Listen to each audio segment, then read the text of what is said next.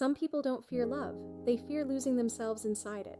If you've ever been close to someone who pulled away just as things started to feel real, or if you recognize yourself as someone who values independence but feels overwhelmed by emotional closeness, this video is for you. Today we're talking about dismissive avoidant attachment, not to shame it, not to excuse harm, but to understand what it explains and what it does not. This series is designed to do two things at the same time. First, to speak compassionately to dismissive avoidants who are curious about growth, and second, to bring clarity to partners who were discarded. Both audiences deserve honesty. Dismissive avoidant attachment is not a personality flaw, it's not narcissism, and it's not a lack of love.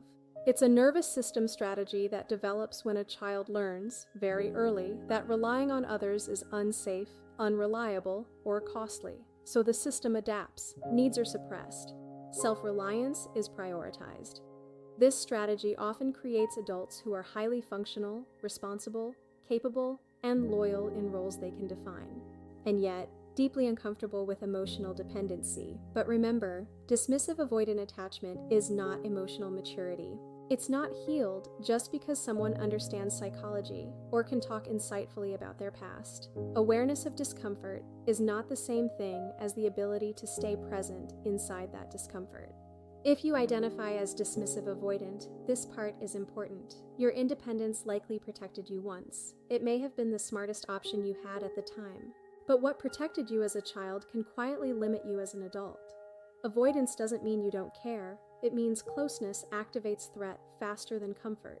And if you're watching this because you were pulled close and then pushed away, hear this clearly. Understanding why someone withdraws does not obligate you to tolerate withdrawal. You can have compassion for someone's nervous system and still decide that absence is not something you can build a life on. Attachment explains behavior. It does not replace accountability.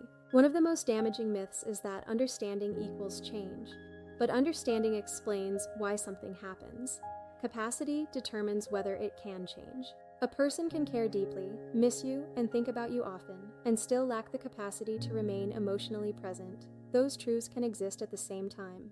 This is why dismissive avoidant dynamics are so confusing. You may have experienced intense connection, then distance.